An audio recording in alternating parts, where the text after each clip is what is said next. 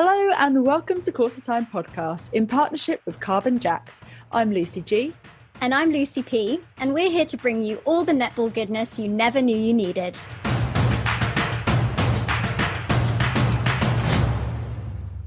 We're delighted to say that this series of Qtr Time podcasts is supported by Carbon Jacked, an environmental startup that helps you combat climate change.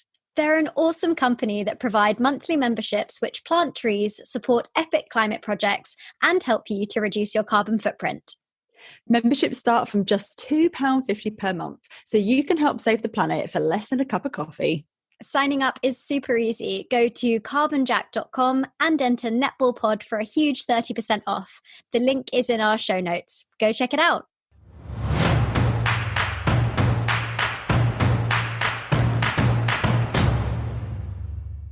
Hello everyone and welcome back to Qtr Time podcast. It's been another busy week in the world of netball. The sun has been shining over here in the UK and we have had some fab matches to get our teeth stuck into this weekend. Life is good, Luce. Yeah. What do we have coming up on today's show? So first up, we will have a news recap from this week, and then we'll be bringing you our usual 3-word summaries of the VNSL matches before moving on to our game of the round and our player of the round. This week, our special guest is the amazing Tracey Robinson, head coach of Leeds Rhinos. We take a look back through Tracey's career so far and what prompted her move to the VNSL. Amazing. Well, before we get on to our summaries, there's a couple of news bulletins for this week. First up, last weekend was the England men's team's trials, super exciting, and the squad announcement has obviously come out. Some amazing players on there, so massive congratulations to everyone who was successful.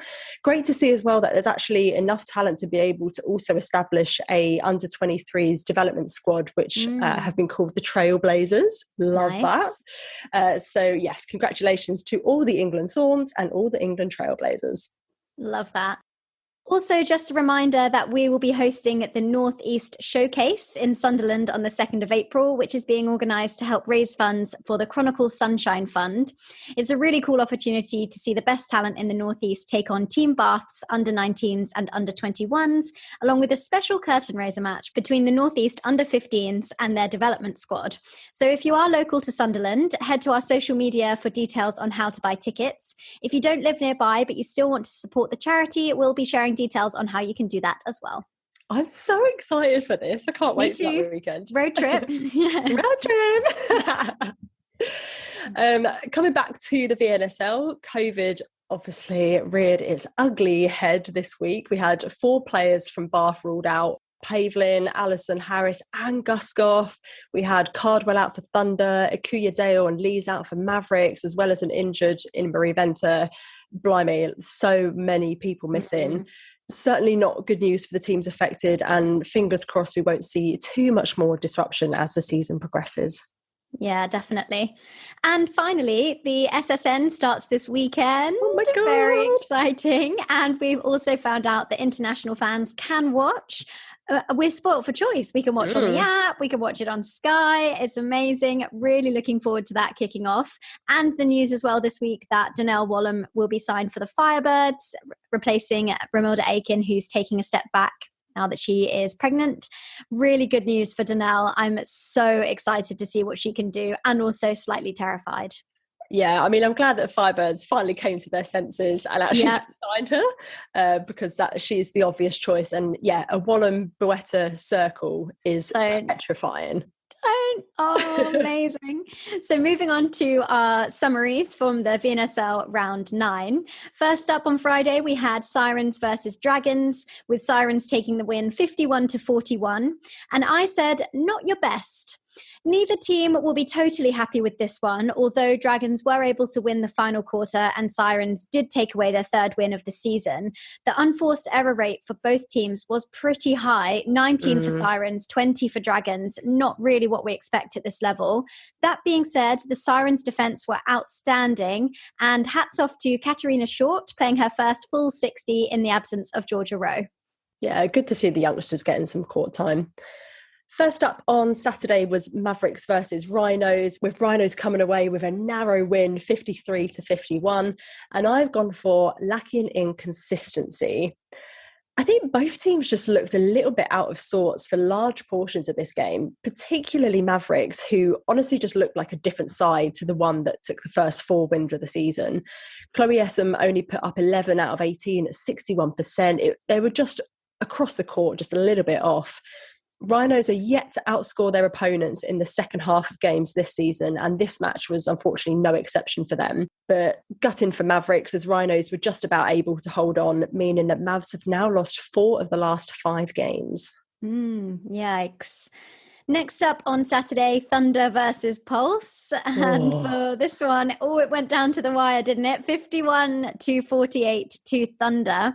And for this one, I said, no nails left. Statistically, this was the league's best attacking unit against the league's best defensive unit. So it was always destined to be a cracking game. There was a key player out for each side. Ratu was unwell for Pulse and Cardwell out with COVID for Thunder.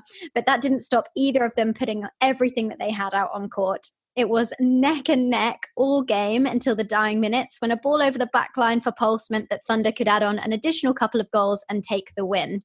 Congrats to Kerry Almond for a whopping 200 league games and 10 deflections and 5 turnovers in this game. What a legend. Yeah, I love it.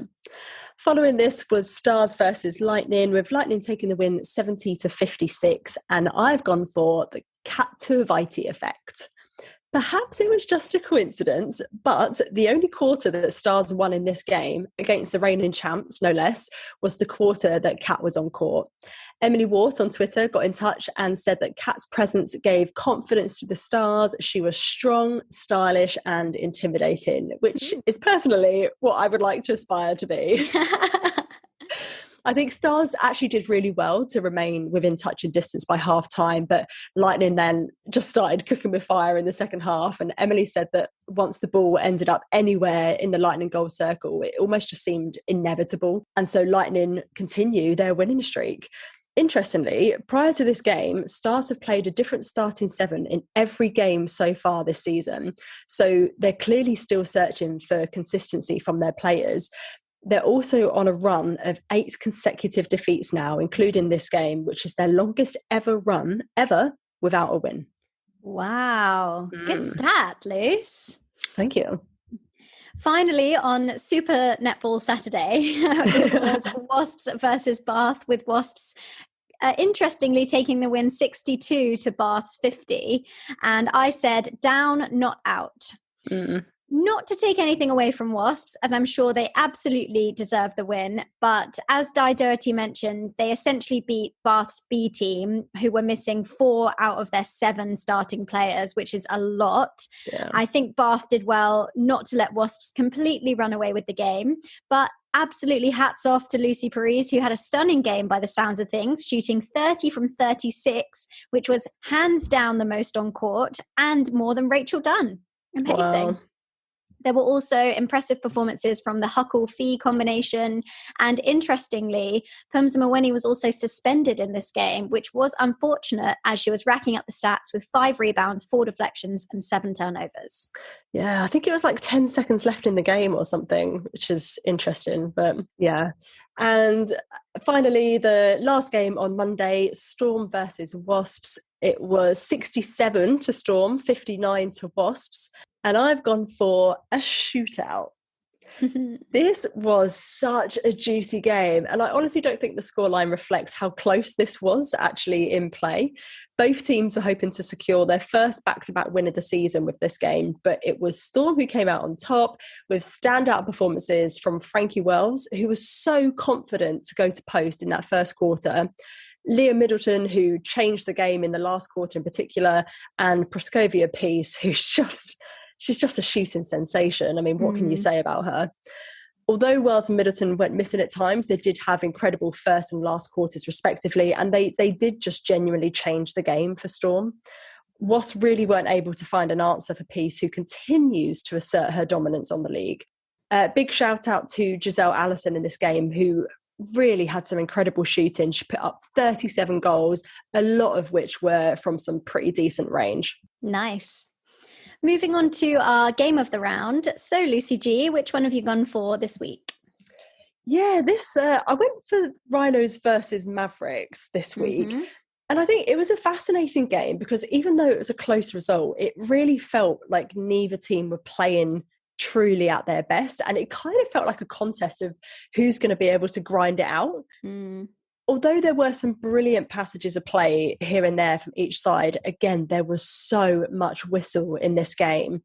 There was 51 penalties to Mav, 60 to Rhinos, with McGee having 18 all to herself. She was the most penalised on court. That's 111 total penalties in 60 minutes of netball. It's just... Yikes. I just find it quite jarring. But looking specifically at Rhinos, they really came out the blocks firing and went 6-0 up in the opening minutes.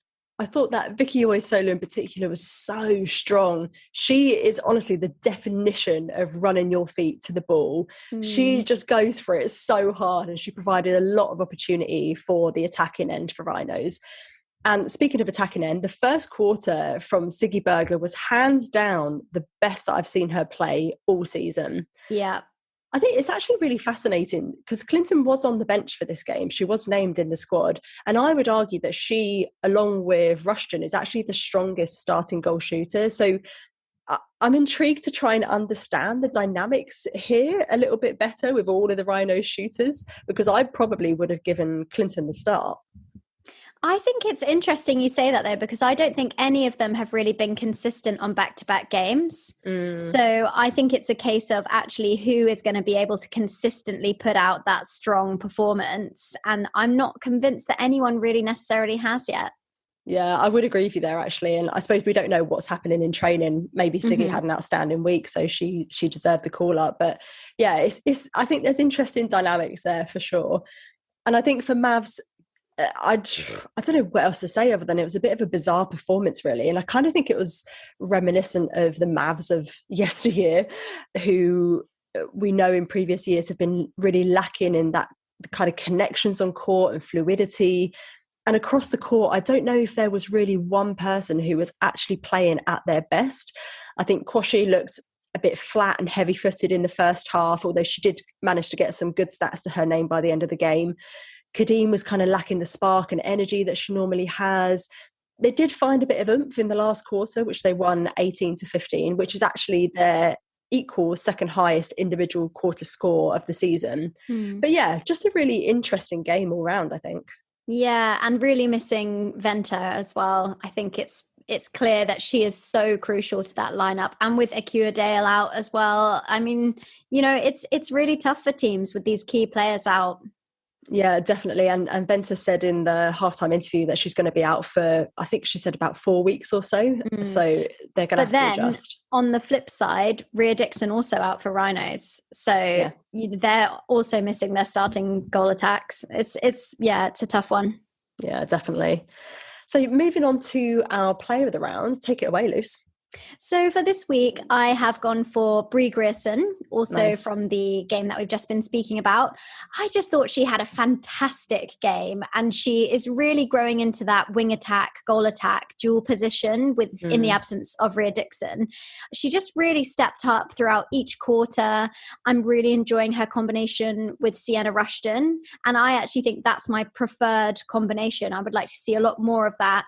Love Ziggy, love Amy, but actually that combo is, I think, what we need from Rhinos. And then with Rhea Dixon back in the mix, then you just push Grierson out and you're still getting that exciting combination that we saw last year. So I'm really loving the work of Brie. I think she's so dynamic. I think she's just got that amazing vision into the circle, and she really, really excelled this week. I think she's been having a couple of flatter weeks. I think maybe you said in a couple of episodes ago that she was looking a little tired, a little fatigued, and she didn't look like that at all this week. She came out the blocks firing and really stamped her authority on the game. Yeah, definitely. She reminds me almost in a way of Nat Metcalf, in that they're both really creative players, and I absolutely love that. So yeah, and I completely agree around Rushton and Grierson, or Rushton and Dixon and then Grierson. I think that's the future. Love it. Coming up next, we chat to head coach of Leeds Rhinos, Tracey Robinson.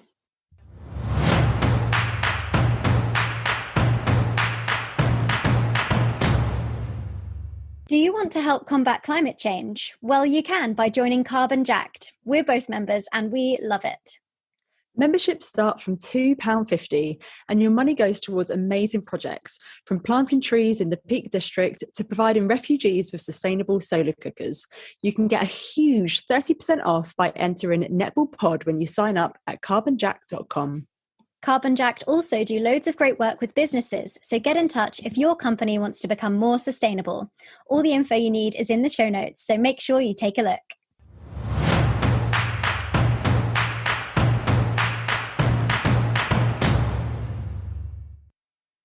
It is such a pleasure to welcome Tracey Robinson onto the show. Welcome, Tracey. Thank you very much. Thanks for having me. So great to have you on the podcast. Every so often we do like a player profile or a coaching profile to try and kind of get to know the faces of our sport a little bit better. And we thought, who better to do one on than you, as you burst onto the UK netball scene this year. I think it's fair to say you were possibly a bit of an unknown with fans, you know, when you did assume that role. And we really wanted to find out more about you and gain some more insight into your coaching career so far and what you're like as a coach. So get ready. I think you're asking the wrong person, I think. No, we really want to know, because obviously you've had an amazing career so far, beginning back in those early days. Can you tell us a bit about your earliest relationship with netball? How did you get involved in the sport? Well, everyone has horrible stories about school with teachers and, you know, netball, but I actually had a really fantastic experience. So my first coach was actually my what do you call it now? But she was my sixth class teacher. So I had her in fifth class and sixth class, and she introduced my sister and I to netball, and we absolutely loved it. We grew up, well, the pair of us grew up with 4 brothers, and so we're always in footy and rugby and all that sort of stuff, but we just thought, oh, this is just such a fantastic sport. So that was, well, what was I then? 9, 10? Yeah. So I was around that age, and she came to the school and got us really involved. So I'm still in touch with her. So she's a fantastic role model for me, but for a lot of netballers. So she's still involved as well. Amazing. And what prompted the transition into coaching for you? Well, I think I always coached. So even when I was playing in my playing career, I had my first team when I was 13. So I took a group of 10-year-olds. Believe it or not, what 13-year-old takes a team of 10-year-olds? But anyway, we actually won. And I think, you know, from that experience and being around, like, I had really good coaches when I was young. And I think, you know, that sort of brought my love of, you know, not just the sport, but actually trying to impact on people with my love for the sport, but just how fantastic the sport is. It's just such a great sport. You know, anyone can play, any age can play. I know 70-year-olds still playing netball in Australia. So, you know, it's really is a sport. And now, you know, England Netball and Netball Australia have put in like walking netball, so you can play this great sport at any age. And I think that's a big plus for us. I think as well, you've obviously got a very natural ability to coach, having done it from such a young age. Like a 13-year-old coaching 10-year-olds is incredible. So after coaching at that rep level in Australia, you went on to have stints in assistant coach roles between 2008 and 2015 at the New South Wales Swift, Queensland Firebirds and West Coast Fever. So out of those teams, which coaches that you worked alongside have impacted you and the way that you coach the most? I think probably the biggest thing about coaching is you've got to be yourself. I mean, you know, Julie Fitzgerald taught me a lot about how to get the players together. Like, Julie's just got a really fantastic spirit around herself, and, you know, she draws the players in, she looks at them like family, and that was really good for me, because, you know, I turn up to my first training with the Swifts, and there's like Kath Cox, Selena Gilson, and all these household names. I'm like, what am I doing here? But honestly, like, Julie just made me feel so welcome. Jan, who was our manager at the time, the players were lovely to me, and I thought, this is a really good environment and atmosphere to be in. So I think when you take that step, so I'd coached a couple of state teams for New South Wales, but when you take that step up into that level, you're always questioning yourself and going, oh, should I really be here? Or, you know, am I up to this? And so questioning that ability, but going into that such a supportive environment actually gave me a bit more confidence. When I went to the Firebirds, I think that actually increased my confidence a bit more, because Rosalie was just starting out coaching at that time as well. And I think, being in that environment, having lots of hands-on in terms of how the program was run and the development of the players, for me, that sort of cemented, I'm actually on the right path.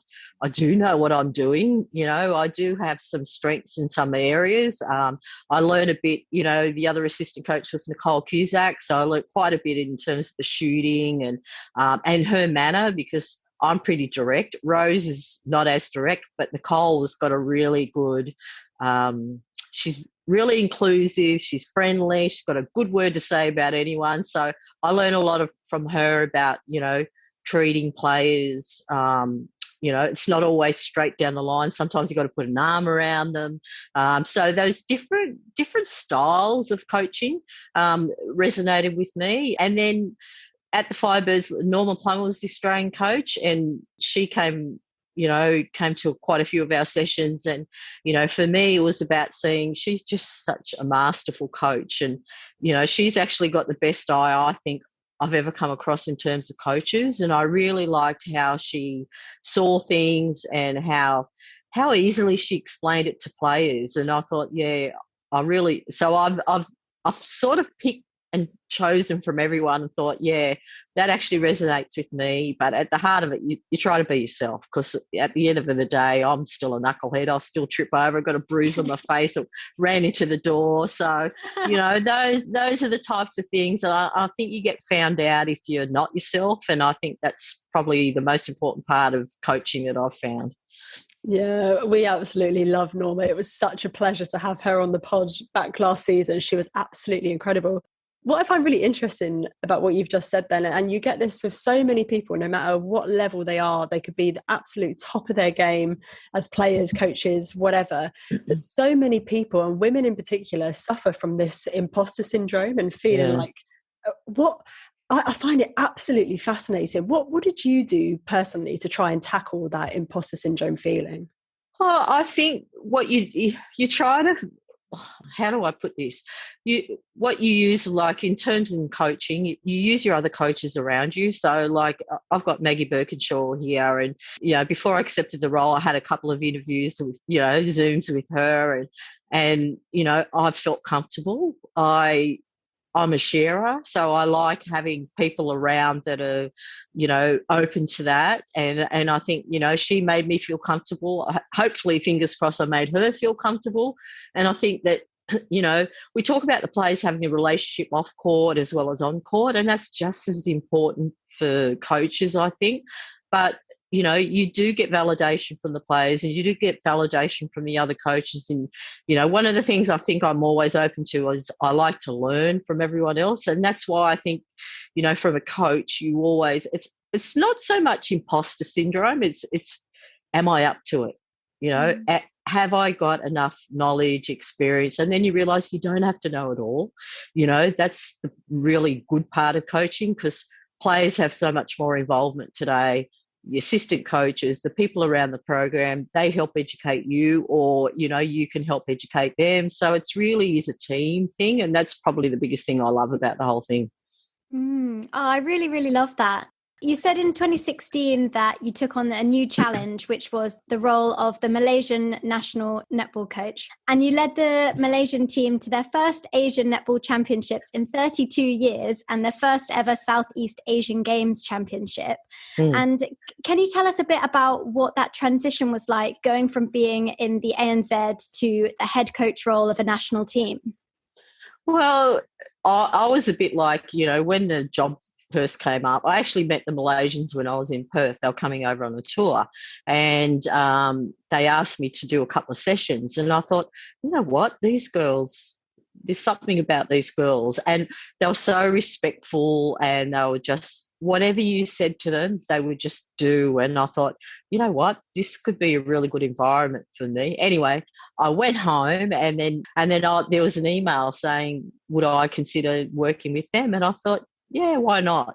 I think netball is a sport that translates across cultures, translates across ages, translates all around the world. And I thought, I really got on well with these girls, and, it's an opportunity. And you know what? Netball's about travel too. And I'd done so much travel with ANZ throughout Australia and New Zealand. Thought, let's see what it's like in Malaysia. And so when I got there, I was an idiot, honestly. I was like, oh yeah, gun ho, and then I realised, we were training, it wasn't air conditioned.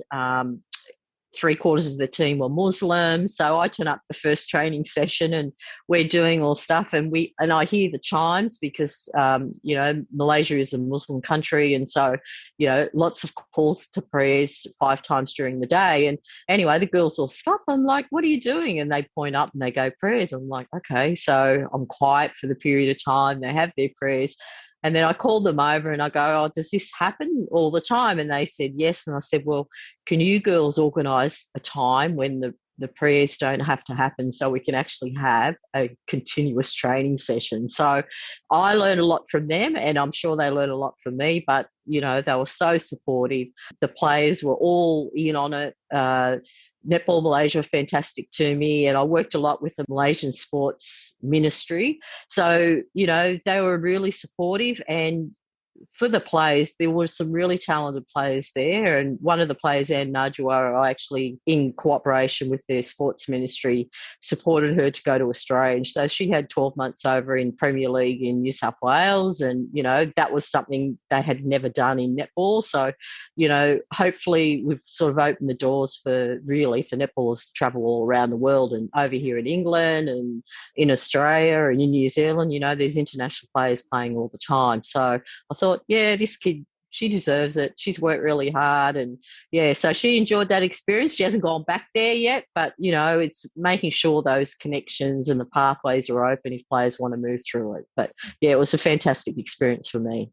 Oh, amazing. I think that is like the beauty of netball. Like you say, it does transcend age, lived experiences. It is for absolutely everyone. And I think it's great that you're able to work towards promoting a more inclusive environment that does take into account cultural differences and finding a way to respect those at the same time. Yes. Speaking of different cultures, you were appointed as head coach of Leeds Rhinos for the 2022 season quite late on in the process, actually. I think it was 5 weeks out from the start of the new season and over 4 months since Dan Ryan's departure. And of course, the squad was already signed by the time that you took the job. So having not had any input into the personnel of the squad, how have you found this experience of having to navigate and coach what is essentially someone else's vision for the team? And I think, from my perspective, I knew that coming in, but, a lot of the research that I did in terms of the team's quite a young team. And I think that, having all those experiences, I thought that I could make a bit of a difference in, their development and making sure that, they were having opportunities around the training session and all that type of stuff to actually push them forward in their development. So whilst it might be his vision and, there are some particular differences, I probably would have gone a different way, but that's, it is what it is. But I think in the time that I've been here, the players have been really open to doing things differently. And I think, we've seen on the court that from the first game to even just our last game over the weekend against Mavs, the improvement. And I think from the players' perspective, they now know the vision that I want for the team and how we want to play netball. And I think, they're starting to buy in more because we're becoming more successful. So, from my perspective, netball's netball. So, at the end of the day, my philosophy is to improve the individual and the team. So I think we're sort of taking steps, small steps, mind you, but steps to go where we want to go. Yeah, I really like that. And one of the things you're best known for is your ability for identifying and developing emerging talent. So what do you think is the key to enabling young talent particularly to reach their full potential? Well, I think there's a couple of things they need to have. So, there's that physical capacity. So it's, and it's not, you don't have to have the whole lot of it. So you might be fast, or you might be able to read the game, or you might anticipate well, or you might be a good shooter. You might have a particular thing about working together with players, so the communication. You might be a player that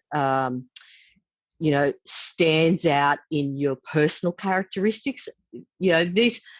Some of these things are things that a lot of coaches or selectors don't look at, but those players that really in the hard times really grit their teeth and go, yeah, I'm going to do this. So you're looking for not just the netball skills, you're looking for life skills, you're looking for how they communicate, how they work with other players, and there's certain philosophies on things. So when, tough times happen, what are we going to do about it? Is that a player that's, going to dig in, or is that a player that's going to shy away? So it's a lot of different things that you look at in terms of those types of things. So it's not just about the netball. And out of all the different teams that you've coached back in Australia, Malaysia, how does the culture at Leeds Rhinos compare? How are you building that? Well, I think they were quite strong based on what they were doing last year. But, with each, and everybody thinks, the culture stays the same. But, we've got new players this year, and those players have brought their ideas about culture and that. But one of the things that we talk about in terms of the team is that, we've got to have those same values as each other. So it's important for us to make sure that we're checking in with each other and going, are we ticking off those values? I didn't decide the values. They decided the values and the attitudes around that. So I think this team is really good at that. They're really quite connected with each other. And I think, with that connection comes the understanding of this is where we want to go from their perspective, and this is how we're going to get there. And these are the characteristics that we need to have as a team to go where we want to go. So I think the players really understand that. And I think that, they support each other really quite well. And, over the last couple of weeks, they've started to gel a bit more about, when those tough times come, what do we do as a collective, as a unit, as an individual to ensure that we all get success. So, it's been really pleasing for me to see that growth in them, but I think they've got a long way to go in terms of that. But yeah, they've got some really good foundations. Yeah, I think that's so true about the connection. Particularly, we've seen that a lot more in recent weeks, is kind of similar to what we saw last year. And I think that it has taken a bit of time for that to embed in the 2022 season, because you have had those new players. And obviously a head coach is a massive part of that, a big role. And you had to make the decision to move to the UK, which I understand you hadn't even been to or visited before. And you had to make that quite quickly, that decision. Yeah. So what was the reaction of your family when you told them about the opportunity? Oh, look, they've always been really supportive. I mean, I've lived all over Australia. So I've lived in Tasmania, Perth, Brisbane. I've lived in quite a few places, Malaysia, for netball. So they've always been really supportive of me. I've got a brother with a disability, and so he was quite, oh, what are you doing? But, from being in Malaysia and now technology the way it is, I can talk to him like I can talk on this podcast, and, he's happy. He checks in with me once a week and I see what he's up to. He sees what I'm up to. So, family is important, but they've always been really supportive of where I want to go. Oh, that's really nice as well. I bet he's so proud of what you've achieved so far over here. Well, he is, but I'll tell you a little story about Jade Clark, because Jade, wherever we go through, England, we play teams, she's got this little thing with a little postcard. And so on these postcards, it's everywhere we go. So, we travelled to Maverick, so there was a little postcard. So what I'm doing, I'm actually sending them over to my brother so he knows where I'm going, and I'll put a little message on the back. So it's been really good, so that's that connection. And, Jade's really good at that in terms of what she does with the other players in the team. So it's been great. Yeah, she's an amazing person to have. Obviously, she was the first signing for Rhinos. And I think last year when that was announced, everyone sort of went, oh, okay, this is happening. What's she like as a leader? Well, she's co-captain this year with Vicky Olasolo, and I think the pair of them are really good together. I mean, Jade, and she won't mind me saying this, she's coming towards the end of her career, and Vicky's literally starting out. And I think they're a really good mix because Jade's perspective of such an experienced person, but also such a genuine person, really helps Vicky balance, that human side of it in terms of being in teams, but also Vicky's hunger to go where she wants to go is actually helps Jade too. And, the combination of the two works really well with the team. And I think that, they learn stuff from each other. And I think that's what leadership's about, is it's not always just my way or the highway. It's about what can we do. As many heads actually work better than one head. So, they really complement each other. And, the playing group really enjoy working under the pair of them. Yeah, I think you can really see that on court. But obviously, as we mentioned, it has been a bit of a rocky season to start with. And you obviously had a loss to Surrey Storm in round 5. And after that game, in the post-match interview, you were, I think it's fair to say, you were quite critical of the shooters who only shot an average of 75% in that game. And you clearly have high expectations, which I personally really admire. I think we should be expecting and demanding the best from our elite netball programs. As a head coach, how do you approach those difficult conversations with players who perhaps are underperforming? Well, I think the thing is, and, one of the things when I first came here was I established with the players, it is about performance. I don't care where you're from, what you do, what you've done previously. It's that performance on that day. And so with the shooters, yes, they were at 75% on that day, but last weekend against Mavs, they actually had the highest. They shot at 93%. So, it's actually about, we talk to players individually and give them feedback individually. Often we sort of leave the shooters to the side a bit from a coaching perspective. But I think, they really responded to the fact that, it's not good enough. We're getting enough ball. That's your job. Put your hand up and do your job. So, working through with them about what are we doing. We did a couple of extras at trainings with the shooters, but, they've really answered the challenge. And, I couldn't be happier where they're at, because shooting 93%, on the weekend against Mavericks, against, such a circle defence that they had, that just shows me and it showed them that they can do it. And, having that belief and those standards, and they were the ones to drive those standards to where it needed to be. So from my perspective, it was really important to go, we're in this journey together. It's not me saying you have to do this. It's actually the team. The team want us to succeed. So, they've really stepped up. So I couldn't be more proud of them. Yeah, 100%. And actually that game was our game of the rounds this week. It was absolutely incredible performance. And I think, having those difficult conversations, obviously all a big learning curve in the coaching journey. So from all of your years of coaching in different clubs, different leagues, different countries, what's the biggest thing that you've learned that shapes how you coach today? Oh, what a question. Look, it really is about relationships, and, at the heart of it, it's just like, when you have a friend, your friend's got something in common with you. And I think, one of the most common things I've found across all netball is actually their love of the sport. And I think that, me coming in and I've coached I was a lot harder when I was younger.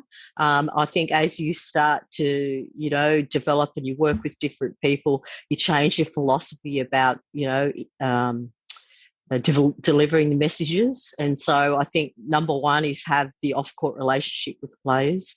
Number two, it's making sure that you listen. It's really easy from a coach's perspective to just go, no, not hear the message that they're trying to give you. So, those off-court conversations are really important. And also too is to have the supportive assistant coach or the management team, because sometimes the conversations don't happen with you. Sometimes they happen with other people within the squad. And so, having those people that you trust and rely on, that can give you, an honest appraisal of what they think is happening, is really important. I think that's a really interesting answer, actually. And when we had Dan Ryan on the podcast quite early on when we first started, it was like episode 3 or something, he sort of had relatively similar answers around those relationships, the trust that you build, the connections you have. And not that you're necessarily a like for like replacement for Dan, but I think it's very clear that you share similar values, and that's why you're such a good fit for Leeds Rhinos, and that's obviously why we're seeing an increase in success from the club as well. So I think that's really interesting. What would you say has been the most difficult coaching challenge that you've had to deal with to date? Well, it's probably 2. Probably the first time when I went with the Swifts and I was like, oh, my God, these are all Australian players. What the hell am I doing here?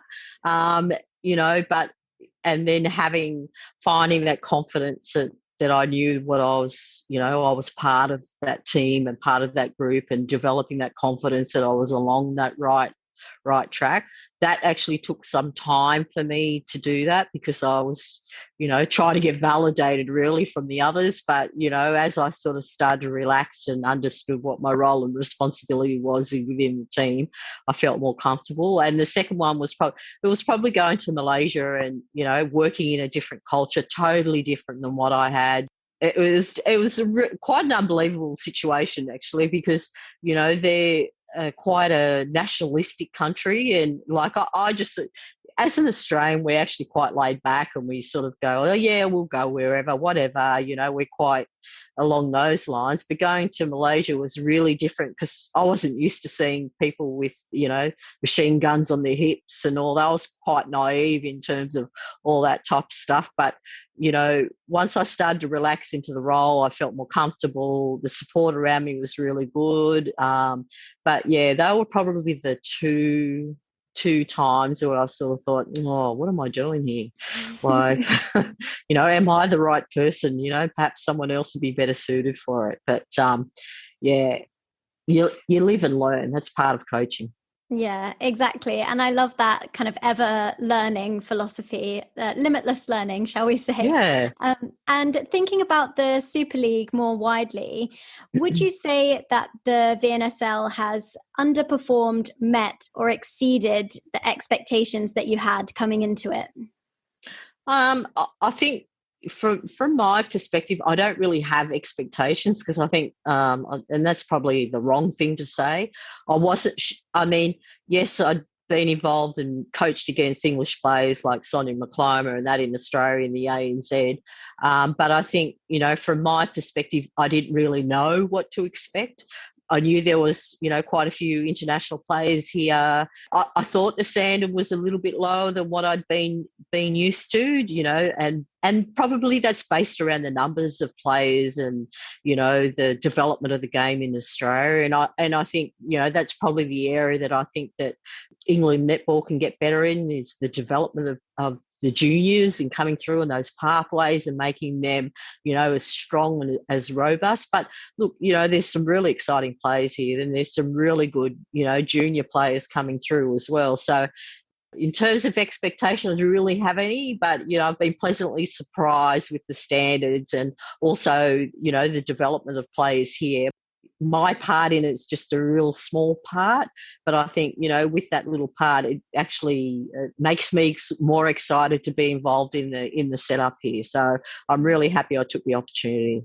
And so understandably and interestingly, we think you only signed for 1 year at Rhinos despite being offered a contract for 2 years.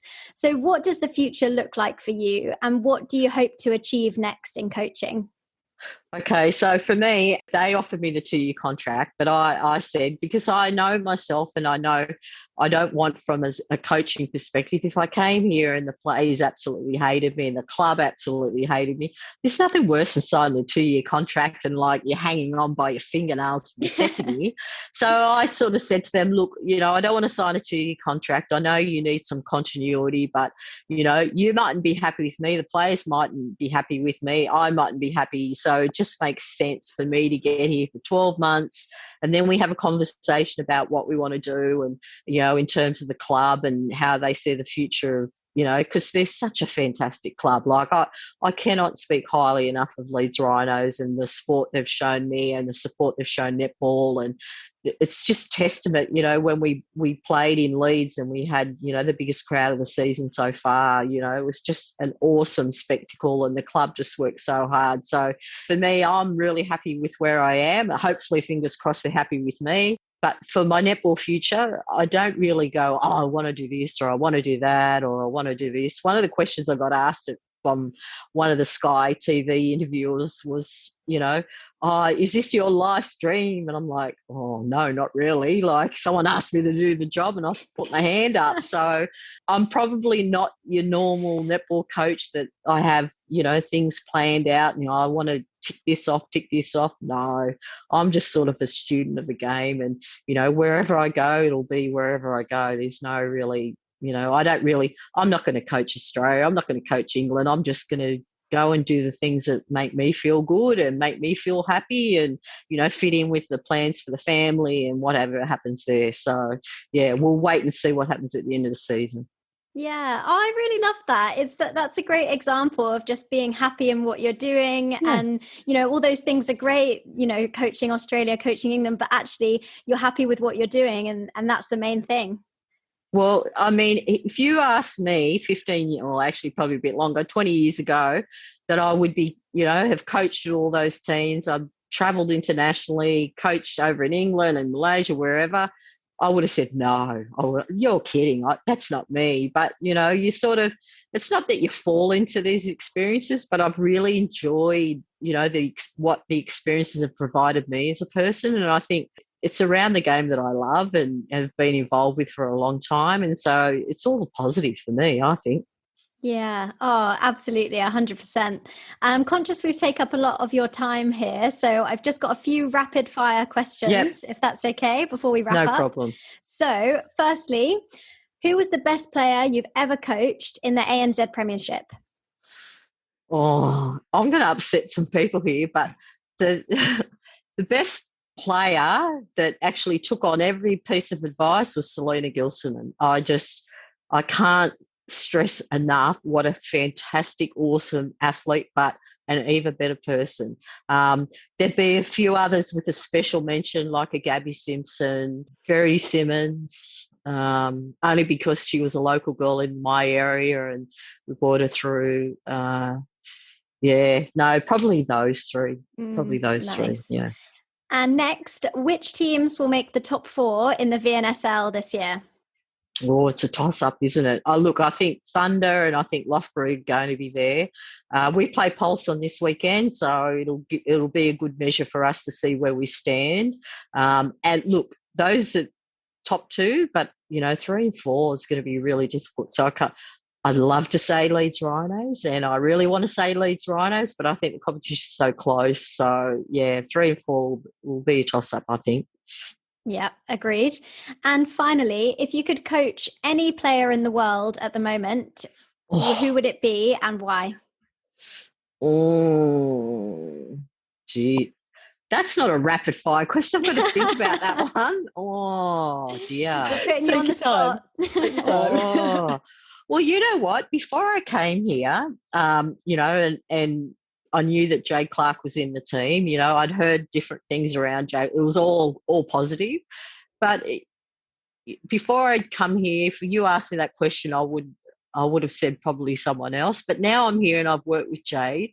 I'm in the right place. I actually think that, I can add value to her game, and she's such a nice, genuine person. And I think that, working with her is, it's a collaboration. And I think, from a coaching perspective, I really enjoyed that. And I really enjoyed how open and honest that she's been. So, look, I think I'm in the right place. Yeah. Well, the fact that you're saying you can add even more value to her game is exactly what we want to hear as England fans going into James here. So yeah, cheers for that. And Thank you. Thank you so much, Tracey, for coming on the podcast. It's been really, really awesome to chat with you and learn a little bit more about you and your style and philosophy and everything. Thank you so much for your time. No problem. Thank you so much.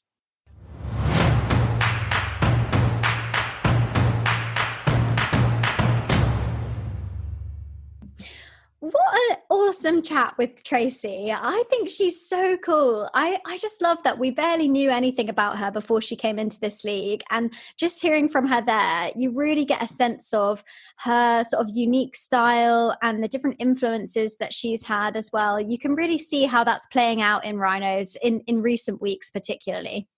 Yeah, and I think, like you say, she was a bit of an unknown, particularly to us in the UK, maybe not so much for the Aussie fans, but being able to get to know her a bit more, I can see why she is such a good fit for Leeds Rhinos. And hopefully she does stay and extend her contract for another year. It'd be great. It'd be sad to lose her. It'd be great to keep her. Yeah, absolutely. Before we wrap up, it's time to have a look ahead to the next week of matches. Round 10 of the Vitality Netball Superleague. Round 10, the halfway mark, Luce. Can you believe it? This year, we have teamed up with Sideline TV to pick our showdown of the week, highlighting 2 key players who we can't wait to see go head-to-head. So there are some great matches this week. What are we looking at this week, Luce? Oh man, honestly, I think this week, the matches that we're able to watch this week are probably the best of the season so far. And it was almost impossible to pick 2 players. But we have gone for the Lightning Thunder game, and in particular, Beth Cobden versus Nat Metcalfe. I mean, the spice, I can't cope with the spice. Both of them are Rose's teammates in line for selection. Arguably, not even arguably, obviously, they're both starting 7 players, really. Both teams are undefeated. And what I think is really interesting about this particular matchup is that Beth Cobden can shut down players like very few others on court at all. But Metcalfe, as we mentioned in the comparison to Brie earlier, has an insane level of creativity, insane work rate. So it'll be good to see who comes out on top, whether they're going to nullify each other. It's going to be a corker. Yeah. Oh, I can't wait to see this matchup. Let us know what you guys think by heading to our socials, and don't forget to tag @sideline.tv. Thank you all so much for listening to this episode of Qtr Time. We cannot wait to bring you more netball chat and a wrap up of round 10 next week, alongside a review of the opening round of SSN with a super special guest. Make sure you subscribe to the podcast and follow us on social media @Qtr Time Pod for the latest netball updates. Get involved in the conversation online by letting us know what you thought of the matches this weekend and which players have stood out for you. And don't forget, if you're local to Sunderland, get your tickets for the Northeast Showdown next weekend. Yeah, come on down and let us know if you're coming. And we'd love to sort of say hi to everyone in the crowd. So we'd also really appreciate it if you could just take 2 seconds to rate and review, as it does help other people to find the podcast. If you enjoy listening to us, do let us know. Spread the word with your netball pals so that even more people can get involved in the conversation. Don't forget as well to check out our partners Carbon Jacked and take advantage of the exclusive Netball Pod 30% discount on their memberships. Take care, everyone, and see you soon. Bye. Bye.